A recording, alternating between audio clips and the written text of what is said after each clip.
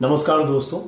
ये बहुत ही चौंकाने वाला तथ्य है कि पश्चिम बंगाल में लगभग वैसे ही हालात हैं जैसे चाइना में है। अब ये थोड़ा चौंकने वाली बात इसलिए है कि चाइना ने जिस तरह से मरने वालों की संख्या को छुपाया है, वैसे ही सही सही जानकारियां क्या पश्चिम बंगाल से सामने नहीं आ रही हैं। ये गंभीर सवाल हमारे सामने खड़ा हुआ है। और ये गंभीर सवाल इसलिए खड़ा हुआ है क्योंकि कुछ बातचीत आ रही है। जैसे कि चाइना से जानकारियां कैसे आई थी, लोग आपस में बात करते थे या सोशल नेटवर्किंग साइट्स पर कुछ चीजों को लीक करते थे, उससे पता लगता था कि चाइना में एग्जैक्ट आंकड़ा क्या चल रहा है इस वक्त।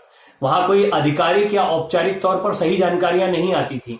कब्रिस्तान से कितने अस्थि कलश आए थे, इससे जानकारियां मिल रही थी। कुछ इस तरह की खबरें आपने सुनी होंगी। एक बहुत ही चौंकाने वाला ऑडियो वायरल हुआ है पश्चिम बंगाल से। वहां कोलकाता में एक पेशेंट की कोविड-19 पॉजिटिव होने के बाद मौत होती है, लेकिन उससे पहले का उसका सफर बड़ा ही बेरहमी के साथ उसको किस तरह से ट्रीट किया गया वो बताता है कि पश्चिम बंगाल में और खासतौर पर कोलकाता में इस वक्त क्या हालात बने हुए हैं। कोलकाता में सबसे ज्यादा परेशानी इस बात की है कि यदि किसी को भी बुखार हो रहा है तो सरकारी अस्पतालों में पैर रखने की जगह नहीं है, सरकारी इंतजामात नहीं किए गए हैं और पश्चिम बंगाल सरकार का एक बड़ा निकम्मापन देखने को मिल रहा है। मैंने आपके लिए उस बातचीत के कुछ बहुत ही इंपॉर्टेंट पॉइंट्स हैं जिनको लिखा है, जो मैं फटाफट आपको बताता हूं। ये कोरोना मरीज के मित्र हैं जो कि बातचीत कर रहे हैं और वो बता रहे हैं कि किस तरीके से हॉस्पिटल बंद किए जा रहे हैं वहां पर प्राइवेट हॉस्पिटल में। आपको जानकर आश्चर्य होगा कि पूरे कोलकाता में उनका दावा है कि उनके पास इसकी पूरी लिस्ट है। 158 बेड्स हैं पूरे प्राइवेट अस्पतालों में, और ये पूरे कोलकाता की मैं बात बता, सिर्फ 158 बेड्स। और लोगों को होम क्वारंटाइन रहने के लिए कहा गया है। क्वारंटाइन के लिए कोई जगह नहीं है और सरकार ने, ये तो ममता बनर्जी पहले ही कह चुकी कि हमारे पास कोई जगह नहीं, आपको होम क्वारंटाइन रहना पड़ेगा। जिस शख्स की मैं बात कर रहा हूं, पहले उसे नॉर्मल बुखार है, वायरल है, फिर टाइफाइड है, ऐसे कह कहकर आगे बढ़ाया गया और 3 दिन में उस व्यक्ति की मौत हो जाती है। और फिर डॉक्टर जब बहुत हाई अप्रोच लगाई जाती है, और मैं किसी सामान्य व्यक्ति की बात नहीं कर रहा हूं, ये वहां के एक मारवाड़ी समाज के व्यवसायी हैं, उनकी मौत होती है और उसके बाद में डॉक्टर्स उनके परिवार के लोगों को कहते हैं कि यहां पर सरकारी तंत्र से कुछ नहीं होने वाला है, आपको हम बता रहे हैं कि अब इनका क्रिमेशन करवाइए, कोई हाई अप्रोच लगवाइए। वो क्रिमेशन के लिए जब कहते हैं तो जाहिर तौर पर अब तो बॉडी सुपुर्द की नहीं जाती है, सरकारी तौर पर क्रिमेशन होता है। और ये बताया जाता है कि नंबर अभी नहीं आएगा क्योंकि 150 लोग इस वक्त लाइन में हैं। ये बहुत चौंकाने वाला तथ्य, 150 लोग लाइन में है का मतलब क्या कोविड पेशेंट्स की तादाद इतनी ज्यादा वहां पर है जिनकी डेथ हो चुकी है और इसके बारे में बताया नहीं जा रहा है। इस बातचीत में दावा किया गया है कि बताया नहीं जा रहा है।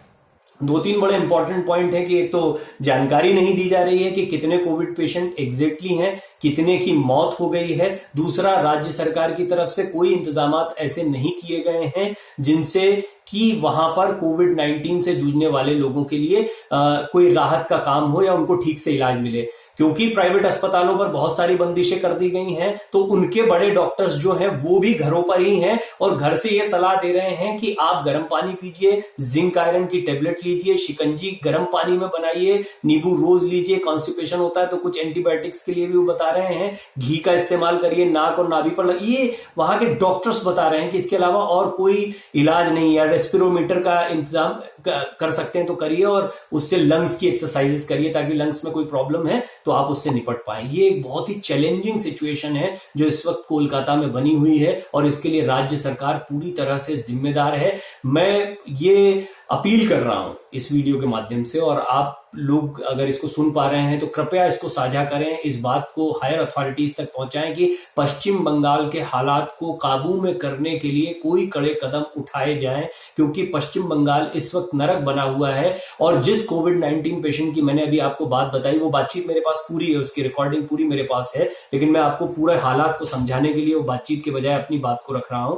उस कोविड-19 पेशेंट के घर में अभी तक टेस्टिंग नहीं हुई है किसी की। घर के लोग डरे हुए हैं। भाई, कोविड-19 का पेशेंट अगर पॉजिटिव पाया गया, उसका क्रिमेशन हो चुका है, तो घर के लोगों को होम क्वारंटाइन कैसे छोड़ सकते हैं? उनकी टेस्टिंग अभी तक नहीं होना, ये कितना बड़ा चुनौती का काम है। यानी ना ठीक से टेस्टिंग की जा रही है वहां पर, और राज्य सरकार इसमें पूरी तरह से लचर दिखाई दे रही है। वहां पर हम देख रहे हैं कि देश के दूसरे हिस्सों में भी इलाज के इंतजाम किए जा रहे हैं, चुनौतियां आ रही हैं, लेकिन इस तरह से गुपचुप तरीके से या फिर असहयोगात्मक तरीके से किसी राज्य की जनता को इन बुरे हालात में झोंक देना, ये बहुत ही गंभीर बात है। मैं केंद्र सरकार से भी अपील करता हूं, प्रधानमंत्री मोदी से भी अपील करता हूं कि वो पश्चिम बंगाल में जो कुछ चल रहा है और खासतौर पर जो इस तरह की बातें आ रही हैं, इनका जायजा जरूर लें।